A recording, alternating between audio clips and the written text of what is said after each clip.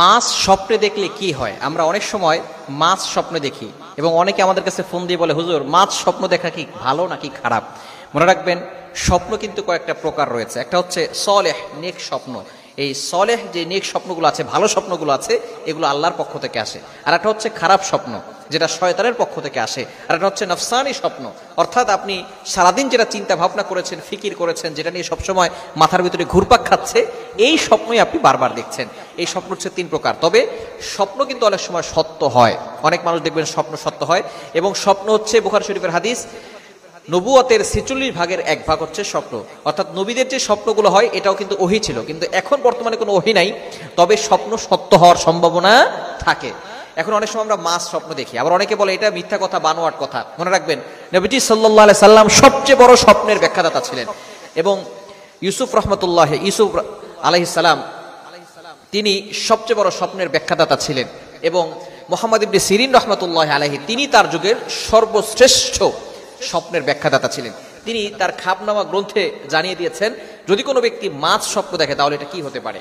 যদি কোনো ব্যক্তি মাছ ধরতে দেখে, কয়েকটি দিক রয়েছে। এক নম্বর দিক হচ্ছে, কেউ মাছ ধরতে দেখে তাহলে এই স্বপ্নের ব্যাখ্যা হচ্ছে, যদি সে অবিবাহিত হয় তাহলে আল্লাহ তাআলা তার বিয়ের ব্যবস্থা করবে।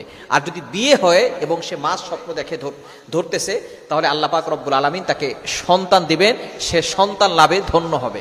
এটা খারাপ বিষয় নয়। যদি কোনো ব্যক্তি মাছ ধরতে দেখতেছে তাহলে আল্লাহ পাক রব্বুল আলামিন তাকে সন্তান দিবেন যদি বিবাহ হয়। আর যদি বিবাহ না হয় তাহলে ভালো সঙ্গীর ব্যবস্থা করবেন, তার বিবাহ হবে।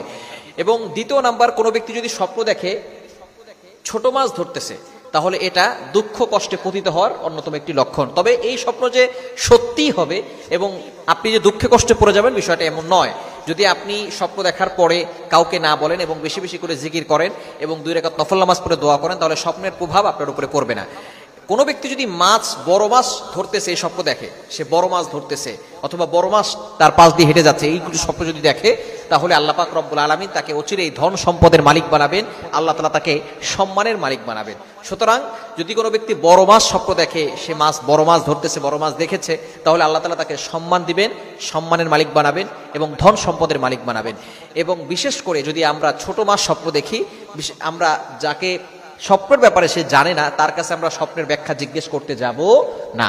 কেননা অনেক সময় উল্টাপাল্টা যদি কেউ ব্যাখ্যা করে, তাহলে কিন্তু সেই ব্যাখ্যার একটা প্রভাব তার উপরে পড়ার সম্ভাবনা আছে।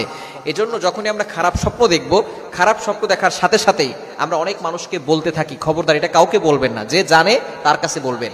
আপনি যখনই খারাপ স্বপ্ন দেখবেন, ভয়ঙ্কর স্বপ্ন দেখেছেন, আপনি বিশাল বড় বড় সাপ দেখেছেন, অথবা আপনি ভয়ঙ্কর কোনো প্রাণী দেখেছেন, অথবা একটা বিশাল আকৃতির মানুষ দেখেছেন যার হাত পা বিশাল বড় বড় এবং তার চোখগুলো অনেক বড় বড়, তাহলে মনে করবেন এই ভয়ঙ্কর স্বপ্ন শয়তান আপনাকে দেখাচ্ছে। সাথে সাথে ঘুম থেকে ওঠার পরেই আপনি বাম কাঁধে 3 বার থুতু নিক্ষেপ করবেন, আউযু বিল্লাহি মিনাশ শাইতানির রাজিম পড়বেন। আর বিশেষ করে যেই দিকে ফিরে আপনি স্বপ্ন দেখেছেন তার বিপরীত দিক হয়ে আপনি ঘুমিয়ে যাবেন, এবং এই স্বপ্নের কথা কাউকে বলবেন না। ইনশাআল্লাহ খারাপ স্বপ্নের প্রভাব থেকে আল্লাহ তাআলা আপনাকে হেফাজত করবেন। সুতরাং মাছ স্বপ্ন দেখলে এটা খারাপ বিষয় নয়। আল্লাহ পাক রব্বুল আলামিন